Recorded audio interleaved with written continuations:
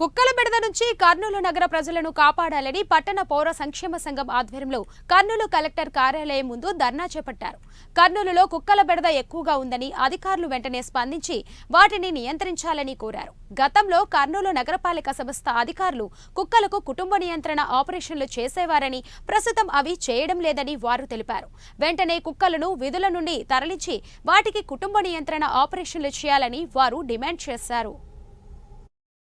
స్పందించాలి స్పందించాలి స్పందించాలి స్పందించాలి స్పందించాలి స్పందించాలి స్పందించాలి మున్సిపల్ కమిషనర్ గారు కుక్కల బారి నుండి ప్రజలను కుక్కల బారి నుండి ప్రజలను కుక్కల బారి నుండి ప్రజలను రక్షించాలి రక్షించాలి కుక్కల బారి నుండి రక్షించాలి రక్షించాలి కుక్కల బారి నుండి.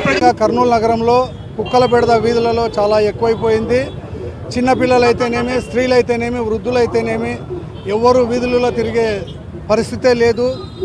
చిన్నపిల్లలనైతే చీల్చి చెండాడుతున్నాయి. మరి స్త్రీలను అదేవిధంగా అర్ధరాత్రి పూట కానీ రాత్రి 10 దాటిన తర్వాత ఎవరైనా బయట తిరగాల అంటే ఈరోజు ఒక తోడు లేకుండా ఎవరు తిరగలేని పరిస్థితి ఉంది. ఒక సైడ్ చూస్తే బ్రూ క్రాస్ సొసైటీ వాళ్ళు కుక్కలను చంపకూడదు అని చెప్పేసి వాళ్ళు ఒక విధమైన జంతు ప్రేమికులు వాళ్ళు ఒక సర్క్యులర్ ఇష్యూ చేశారు. ఇంతకుముందు కర్నూలు మున్సిపల్ కమిషనర్ వారు ఈరోజు కర్నూలు నగరంతో పాటు జిల్లాలో, రాష్ట్రంలో, దేశవ్యాప్తంగా కుక్కల బెడద మితిమీరిపోయింది. రాష్ట్ర కేంద్ర ప్రభుత్వాలు పట్టించుకోవడం లేదు.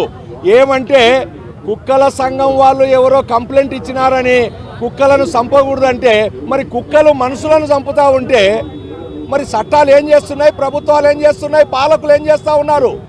పిల్లలను బడికి పంపించాలంటే భయం అవుతా ఉంది. రోడ్డు పైన వాకింగ్ చేయాలంటే భయం అవుతా ఉంది. ద్విచక్ర వాహనాలపై పోతా ఉంటే 5-6 కుక్కలు ఎంట పడతా ఉన్నాయి. కిందనన్న పడి గాయాల పాలు కావడం లేదా కుక్కల కాటుకు గురన్న కావడం జరుగుతూ ఉంది.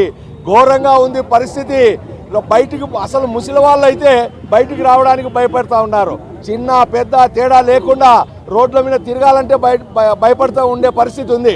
మరి ఈరోజు మున్సిపల్ కమిషనర్ కానీ లేదా జిల్లా కలెక్టరు ఎందుకు స్పందించడం లేదు?